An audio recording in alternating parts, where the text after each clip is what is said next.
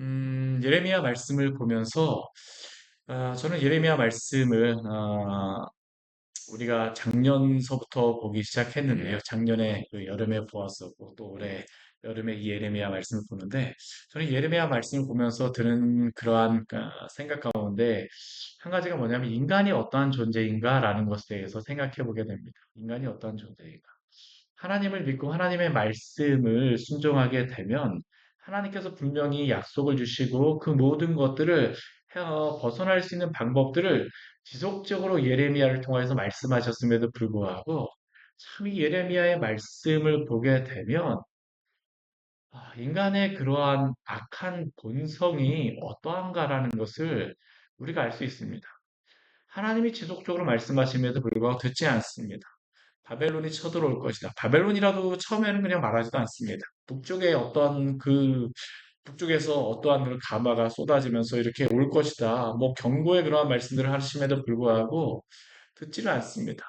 근데 그것이 실제로 다 바벨론으로 다 증명이 되어집니다.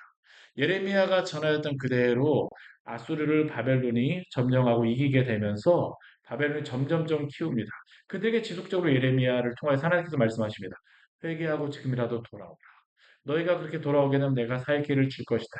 근데 이스라엘 백성은 어떻게 할까요? 하나님 의지하지 않습니다. 여러 가지 세상의 방법들을 의지하며 세상의 방법들과 그러한 것들을 통해서 이 모든 것들을 이겨내려고 합니다. 하나님의 말씀을 끝까지 듣지 않습니다. 잘 듣지는 않습니다. 예레미야를 오히려 어떻게 하냐 하면 박해하고 미워하죠. 그의 친척들이 와서 그를 막 그냥 미워하고 죽이려고 애쓰고 왕들도 예레미야를 미워하면서 죽이려고 애쓰는 게 바로 이 예레미야에서 나오는 그런 말씀입니다. 그런데 그 참 안타깝게도 뭐냐면 하나님께서 예레미야에게 주신 말씀이 하나하나 다 그대로 성취되어집니다. 당장은 성취되어지지 않습니다. 예레미야라고 하는 선지자가 40년 동안 이 예언을 하는데 예레미야가 말하였던 것이 차근차근 하나씩 하나씩 그게 성취되어집니다. 근데 이게 참 이들이 이렇게 안 듣는 이유 중에 하나가 뭐냐면 그들이 그것이 마음에 들지 않는 겁니다. 마음에 들지 않아요. 아니 하나님이 우리를 구원하시고 이 가나안 땅을 주시고 예루살렘에 우리가 거하게 되면 당연히 승리하는 게 당연하지. 하나님께서 예루살렘에서 우리가 머물게 되면 예전에 그 이사야 선지자 때 히스기야 왕 때 승리를 주셨는데 우리가 예루살렘에만 있게 되면 승리하는 것이지. 예레미야는 왜 맨날 저 얘기를 하는 거야? 그래서 예레미야를 미워합니다. 박해합니다. 근데 하나님께서 예레미야를 통해서 지속적으로 말씀하세요.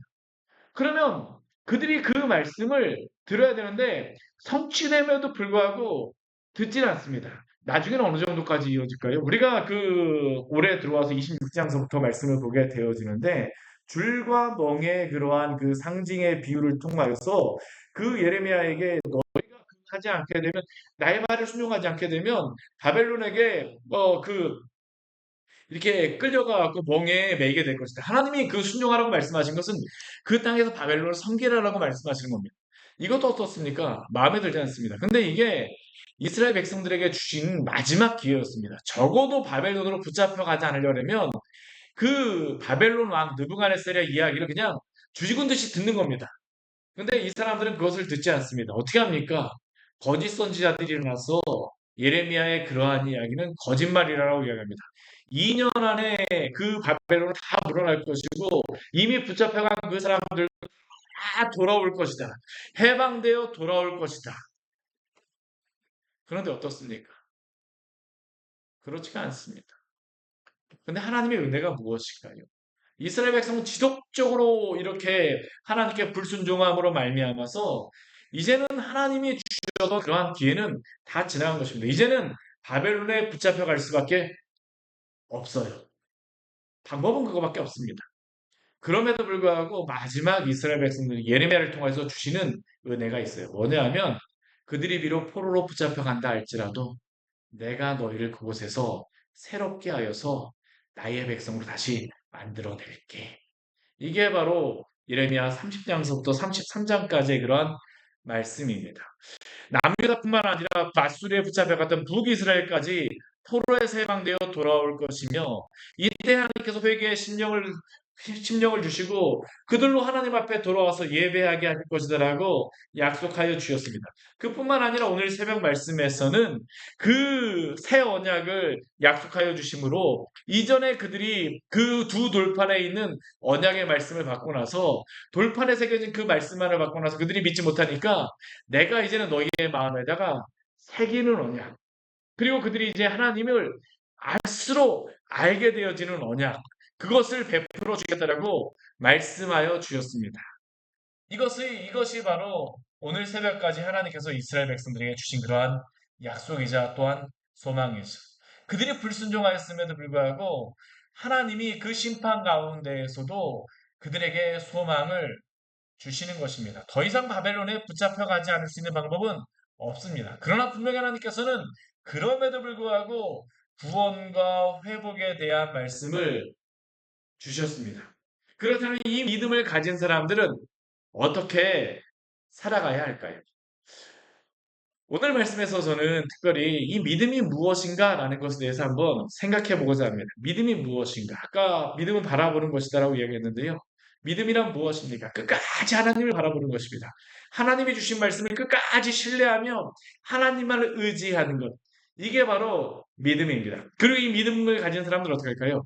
이 믿음에 따라서 살아갑니다.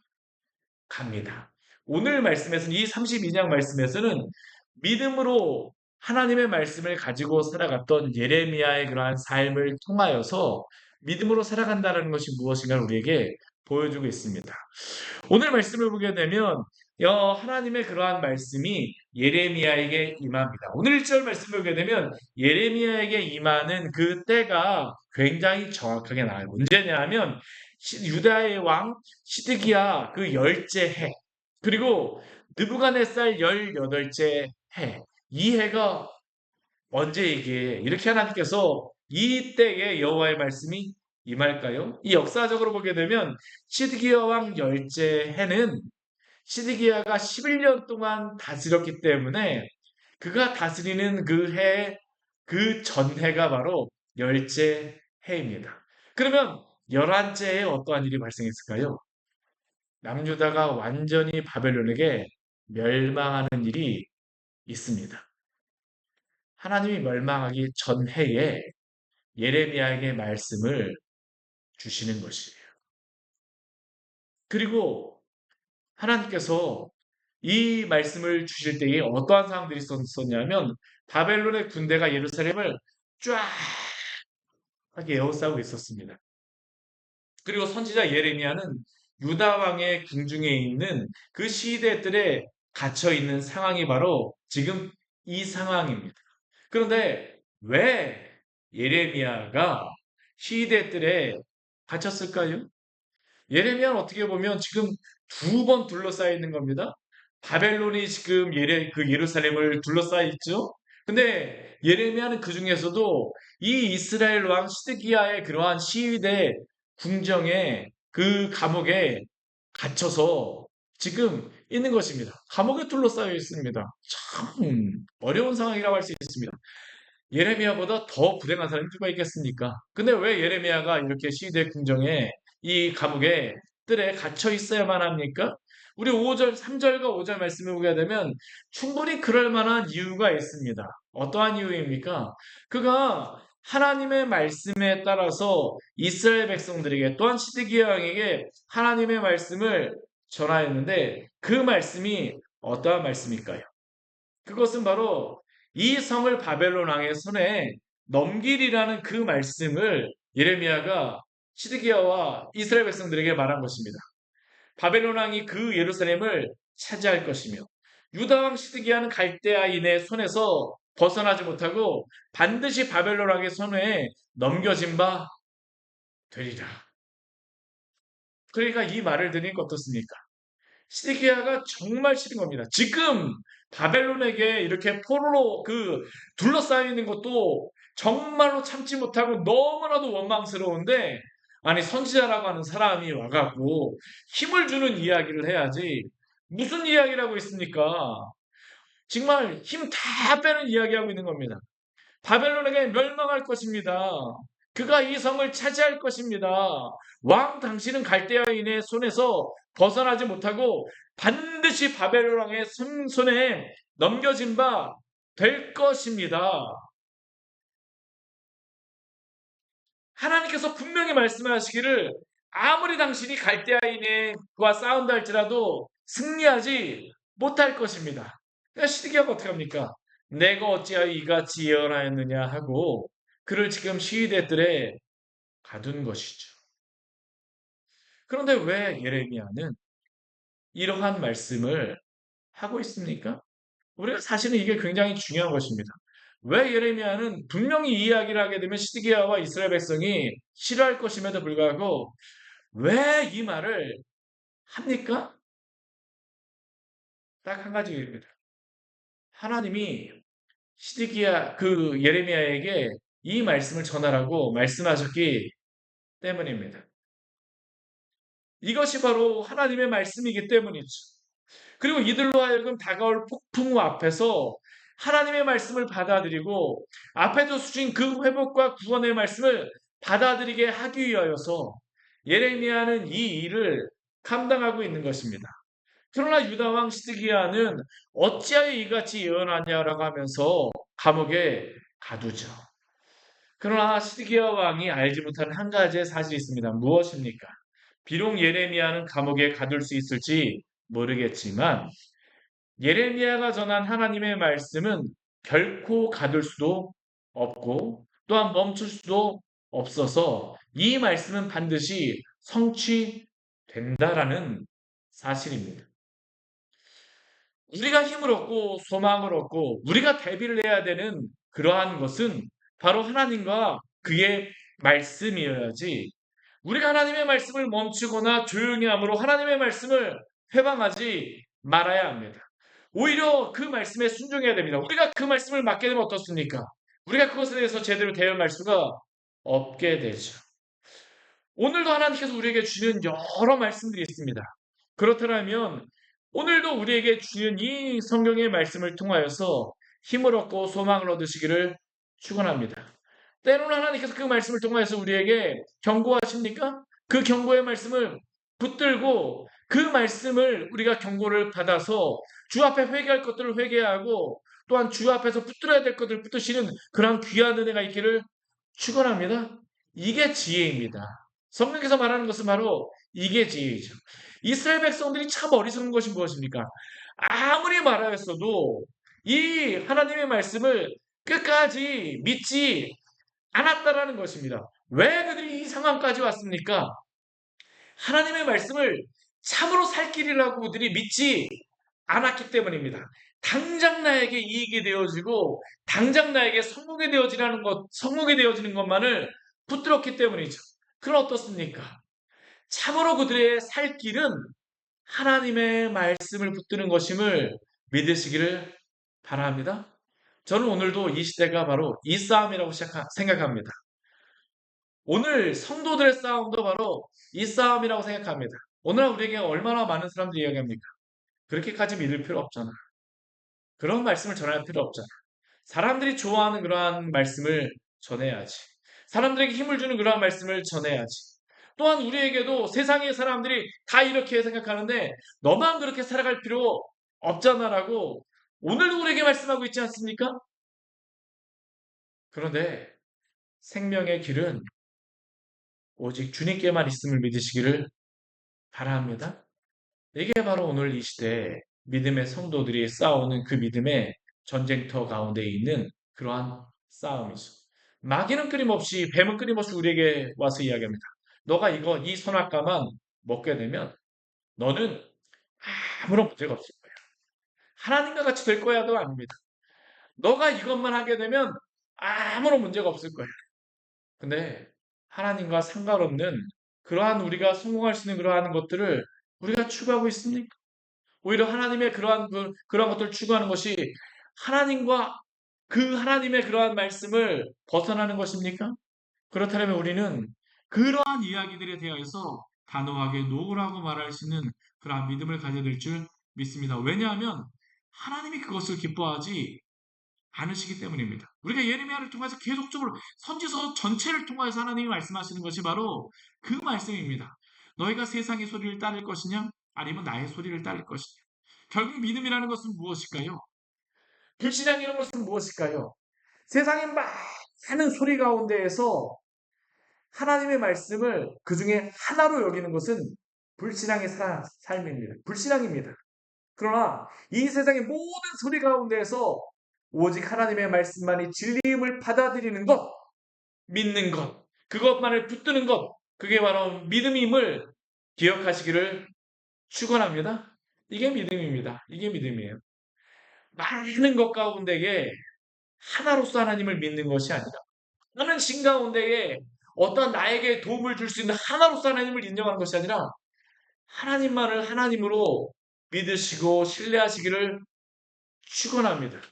하나님께서 이것을 원하시는 것입니다. 구약 전체를 통해서 하나님께서 이것을 말씀하세요. 구약 전체를 통하여서 많은 것 중에 한 신이 아니라 오직 하나님만을 섬기라가 바로 십계명에서 말씀하시는 첫 번째 계명 아닙니까? 너는 나만을 섬기라. 많은 신들 가운데서가 아니라 많은 것들 가운데서가 아니라 하나님만을 섬기십시오. 오늘 그런데 예레미야의 말씀을 보게 되면 이 뒤에 말씀을 보게 되면 예레미야를 통하여서 이 믿음의 삶을 어떻게 살아가는지를 우리에게 보여주고 있습니다. 우리 한번 보십시오. 오늘 참 이게 말씀을 보다 보면 이게 참 아, 세상을 살아가는 게 참 바보같이 살아갈 수밖에 없구나라는 것을 우리가 알 수 있어요. 어떠한 일이 있습니까? 이 말씀을 하나님께서 하시고 나서 이 하나님의 말씀이 예레미야에게 임합니다. 예레미야에게 임한. 근데 어떠한 말씀이 임하냐면 우리 7절 말씀을 보게 되면 하나님이 이렇게 말씀하십니다. 우리 7절 말씀 같이 한번 읽을까요? 보라 내 숙부 살롬의 아들 하나멜이 내게 와서 말하기를 너는 아나돗에 있는 내 밭을 사라 이 기업을 물을 권리가 내게 있느니라 하리라 하시더니 이게 도대체 무슨 말씀입니까? 예레미야의 숙부 살룸의 아들 하나멜이 와서 예레미야에게 한 가지 요청을 할 것이라는 것을 하나님께서 미리 알려주셨습니다. 어떠한 요청입니까? 예레미야가 아나돗에 있는 밭을 살 권리가 있다는 겁니다. 기업물을 자로서 이 밭을 그 사게 하리라고 예레미야에게 찾아오리라고 하나님이 알려주셨습니다. 우리가 구약 성경을 보게 되면 창세기부터 시작하여서 이 기업 물음 고엘에 대하여서 말씀합니다. 이 기업 물음이라는 것은 성경에 보게 되면 명시로 나타나는데 한 두 가지 정도로 다 이야기를 해요. 첫 번째는 위기에 빠진 자신의 형제나 친척을 도와줘서 그를 위기에서 구원하는 것입니다. 아브라함이 자신의 조카 롯을 가서 그 구원하여 내는 게 바로 이 기업 물음의 행동입니다. 그래서 그를 구원해내게 되죠. 전쟁이나 싸움에서 자신 형제나 친척이 위험에 당하게 되면 그냥 무조건 가서 그냥 구해내는 겁니다. 이게 바로 기업물음입니다. 그런데 이것과 또 다른 이것 외에 또 다른 기업물음의 모습이 있는데 그것은 경제적인 그러한 가운데에서 어려움에 빠진 형제나 그러한 지체가 있다면 도와주라는 것입니다. 특별히 이 가운데에서 어떠한 것이 있냐면 하나님께서 이스라엘 백성에게 그 모든 지파에게 또한 모든 가족에게 기업을 주셨습니다. 각 가정에게는 그 기업이 있어서 그 땅을 그 제 조상 대대로 받은 땅을 끝까지 유지해야 됩니다. 근데 문제는 무엇입니까? 그 조상으로부터 받은 그 기업을 잘 유지해야 되는데 갑자기 경제적으로 어려워지게 되면 그것을 팔아야 되고 그렇게 되면 그 주변의 사람에게 팔아서 그 기업이 넘어가게 하는 것이 아니라 그 주변의 형제나 친척이 가장 가까운 사람이 그 기업을 사서 그 기업이 넘어가지 않도록 하는 일. 이게 바로 기업 물음이라고 이야기를 하는 겁니다. 오늘 그 숙부 살롬의 아들 하나멜이 와서 요청하는 게 바로 그것입니다. 예레미야가 아나돗이 바로 고향인데 고향 사람이었던 하나멜이 와서 이야기를 하는 겁니다. 이 기업 물을 권리가 내게 있으니 이것을 사라. 그런데 실제로다 우리 그 8절 말씀을 보게 되면 그러한 일을 그 하나멜이 하게 되어집니다. 얼마의 그러한 시간이 지난 후에 그 하나님의 말씀과 같이 그 하나멜이 그 시위대 뜰에 갇힌 그 예레미야에게 와서 요청합니다. 너는 베냐민 땅에 아나돗에 있는 나의 밭을 사라. 기업의 상속권이 내게 있고 물을 권리가 내게 있으니 너를 위하여 사라 하는지라. 그런데 이게 사실은 사라라고 하지만 이게 참 속이 뻔히 보이는 행동 아닙니까? 이 굉장히 암체 같은 행동입니다. 이게 왜 지금 하나멜이 와서 이 예레미야에게 사라고 이야기를 할까요? 물론 그가 어려워져서 이것을 요청하는 것일 수도 있습니다. 그런데 이 시대적으로 지금 보게 되면 어떻습니까? 아까도 말씀드린 것 같이 다음 해가 되면 바벨론이 지금 다 점령하는 겁니다. 지금 나머지 땅은 다 점령당했습니다. 예루살렘 지금 점령하려고 이렇게 둘러싸고 있거든요. 예루살렘에서 이 아나돗이 그렇게 멀진 않지만 이 그 바벨론에 와서 점령할 때에는 요 주변에 있기 때문에 이미 아나돗도 다 점령된 상태입니다.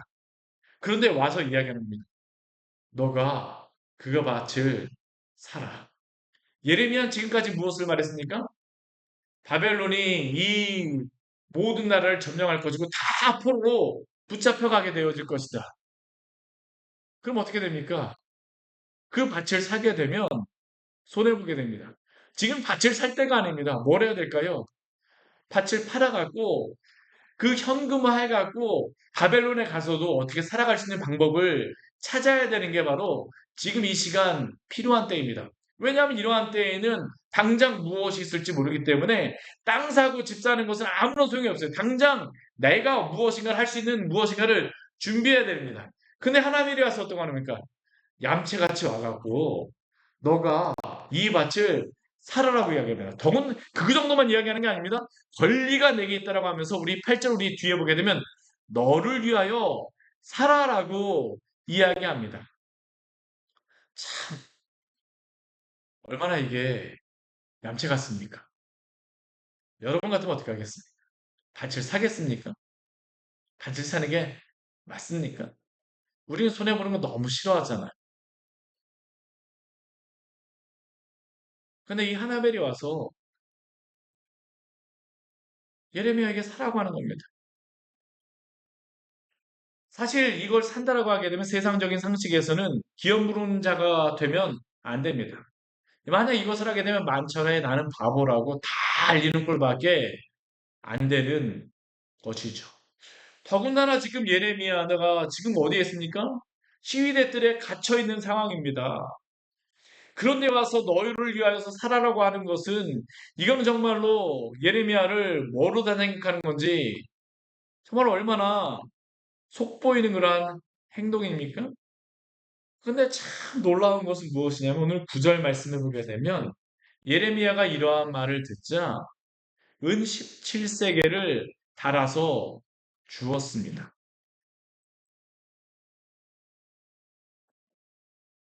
이 은 17세겔은 사실은 적은 돈이 아닙니다.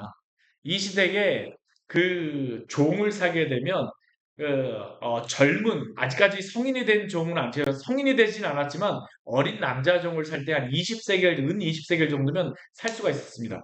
이게 굉장히 많은 돈이에요. 그런데 이 비용을 그 예레미야는 은 17세겔을 달아서 그에게 주는 것이죠.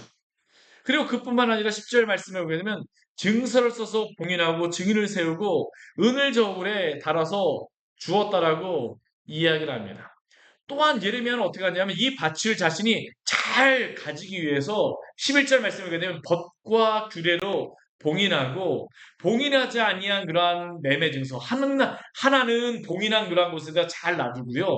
또 하나는 봉인하지 아니한 그 매매 증서는 예레미야가 받았다가 누구에게 그것을 주냐 하면 아세아의 손자 네리야의 아들 바룩에게 붙였다라고 12절 말씀에 말씀하고 있습니다. 이 바룩이라고 하는 사람은 예레미야의 그러한 그 예레미야가 예언할 때마다 그 글을 기록하였던 그러한 사람이었었는데 이 사람에게 지금 예레미야가 붙이는 것입니다. 그리고 14절 말씀에 오게 되면 예레미야가 무엇이라고 이야기합니까? 너는 이 증서 바룩에게 말하는 것입니다. 이 증서 곧 봉인하고 봉인하지 않은 매매 증서를 가지고 토기에 담아 오랫동안 보존하라. 아니 왜 이렇게 오랫동안 보존하라고 이야기합니까? 사실 이 밭은 다 사실 의미가 없는 것처럼 보이는데 왜 이것을 예레미야는 은 17세기나 주고 세겔이나 주고 사서 이것을 정말로 보존합니까? 예레미야는 자식도 없습니다. 누구에게 물려줄 기업도 이걸 사봤자 사실은 누구에게 물려줄 사람도 없어요. 그런데도 불구하고 왜 그는 이것을 사서 이렇게 행동합니까? 오늘 8절 말씀에 보게 되면 그 이유를 그 뒤에 말씀에서 이렇게 말씀해요. 우리 그 8절 후반절 말씀 같이 한번 읽겠습니다. 내가 이것이 여호와의 말씀인 줄을 알았으므로. 왜 그렇습니까? 내가 이것이 바로 여호와의 말씀인 줄을 그가 알았기 때문입니다. 안다라고 하는 뜻은 어떠한 의미일까요? 히브리어에 보게 되면 원어적으로 보게 되면 야다라고 하는 뜻이 바로 이 안다라는 뜻입니다. 근데 이 안다라고 하는 단어는 어디에도 쓰냐 하면 남자와 여자가 결혼하여서 안다라고 했을 때 그 결혼했다라고 하는 그러한 의미, 관계적으로 친밀해졌다라고 하는 그러한 의미로서 이 아다라고 하는 그러한 단어를 사용합니다. 결혼한 사이에서 서로가 아는 것이 바로 이 야다라는 그러한 의미입니다. 모든 것을 다 안다라는 의미죠. 우리가 성경에서 하나님을 알고 믿음을 가지고 하나님의 말씀을 안다라는 것은 어떠한 의미일까요? 바로 이 의미입니다. 단순히 지식적인 알미 아니라 그것을 알기 때문에 그 알매 자신의 모든 것을 의지하는 것. 이것이 바로 성경이 말하는 알매의 의미입니다. 곧 예레미야는 하나님의 말씀을 아는 것으로 그치지 않고 그 말씀에 모든 것을 걸었습니다. 믿은 것입니다. 이것이 바로 새 언약을 가진 성도들의 삶이죠. 그는 하나님을 알고 하나님을 믿었기에 그 밭을 샀습니다. 그렇다면 그가 믿은 그 믿음의 내용은 구체적으로 무엇을 말씀하고 있습니까? 오늘 15절 말씀에서 이렇게 말씀합니다. 우리 15절 말씀 같이 한번 읽겠습니다. 만군의 여호와 이스라엘의 하나님께서 이와 같이 말씀하시니라. 사람이 이 땅에서 집과 밭과 포도원을 다시 사게 되리라 하셨다 하니라. 아멘. 우리가 믿고 아는 것은 무엇입니까? 예레미야는 지금 30장과 31장 말씀을 통하여서 그가 예언하였던 것이 무엇입니까? 비록 바벨론에게 붙잡혀 간다 할지라도 반드시 돌아오게 되리라는 것을 예언하였습니다.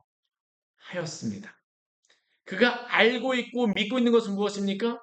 비록 우리가 붙잡혀 간다 할지라도 포로된 자들이 반드시 돌아올 것이라는 것입니다.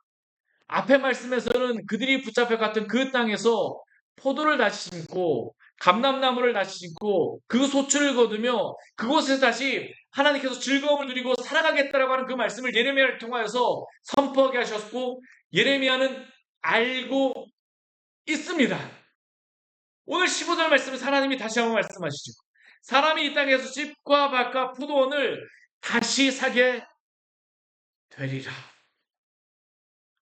예레미야는 이 말씀을 믿었기 때문에 또한 그는 이 말씀을 알았기 때문에 이 밭을 사는 것입니다. 즉 하나님께서 반드시 이곳으로 그들을 돌아오게 하셔서 이 밭에서 곡식을 거두게 하실 것이다라고 하는 믿음.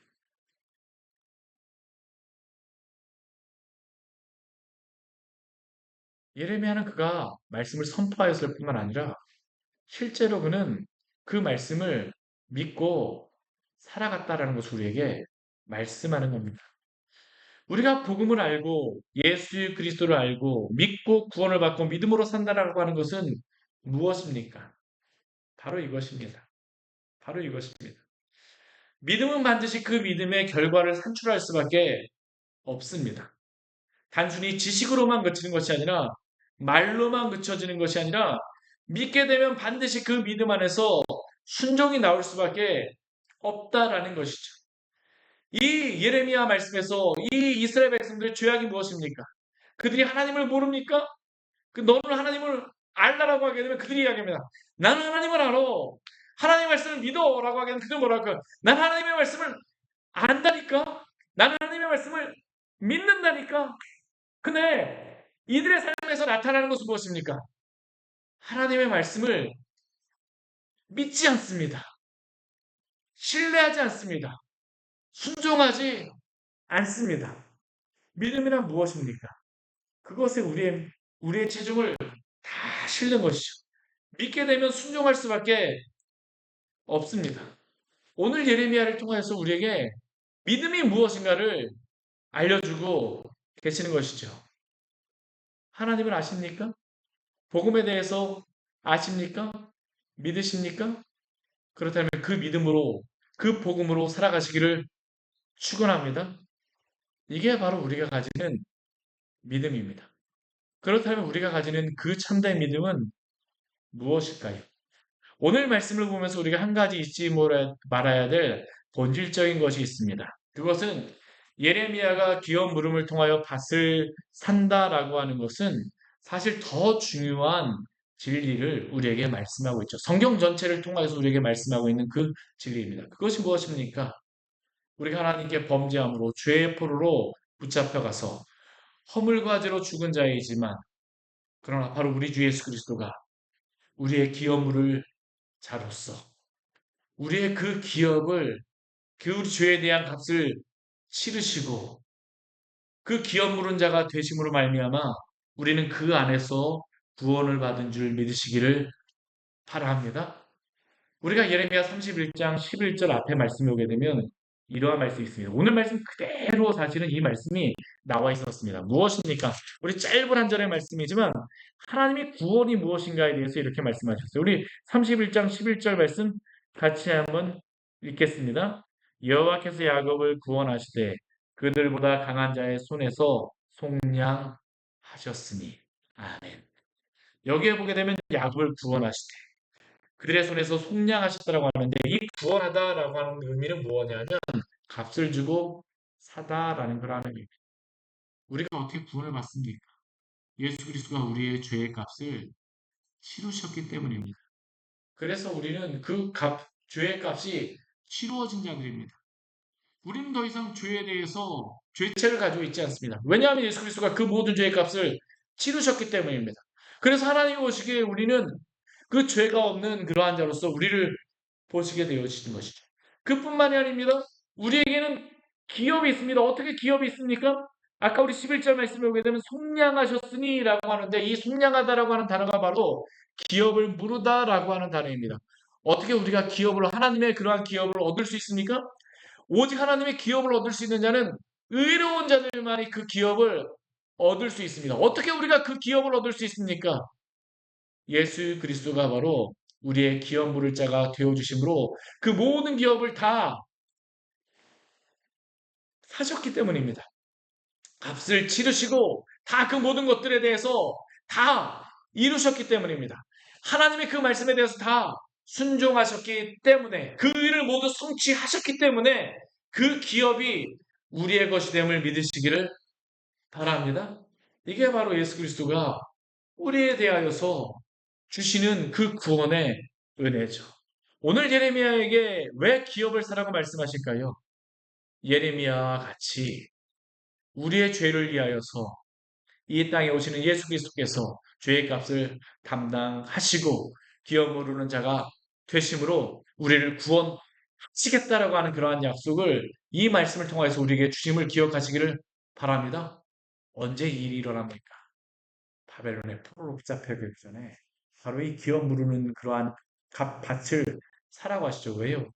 그리스도가 바로 우리의 구원의 기업 무르는 자가 되실 것에 대한 예표가 바로 오늘 말씀인 것입니다.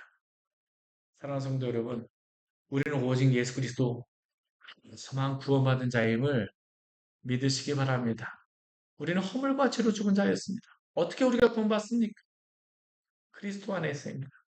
그리스도 안에서. 우리를 구원하신 그리스도 안에서. 우리가 그 죄에서 해방되었음을 믿고 날마다 믿음으로 주님을 바라보며 주의 말씀 붙들고 살아가시기를 축원합니다. 같이 기도하도록 하겠습니다.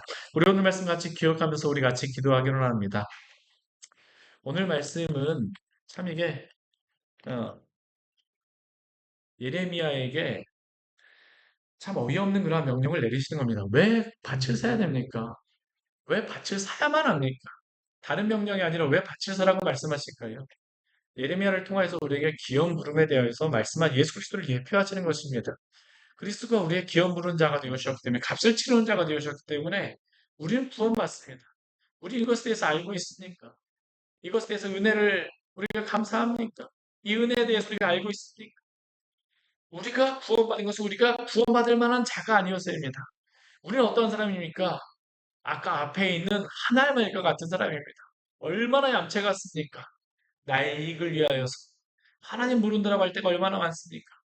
그럼에도 불구하고 우리 주 예수 그리스도 우리의 죄의 값을 치르시고 우리를 구원하셨습니다. 주께로 나오십시오. 주만이 우리의 구원이십니다. 우리 주님 앞에 기도하며 나아갈 때에 주님 제가 당신을 바라보니 믿음으로 끝까지 주님 바라보는 자 되게 하여 주시옵소서. 이 세상의 여러 가지 것들을 바라보는 것이 아니라 정말로 믿음으로 주님 바라보게 하는 자들 되어지게 하여 주시옵소서. 그리고 그 믿음의 대상은 오직 예수 그리스도입니다.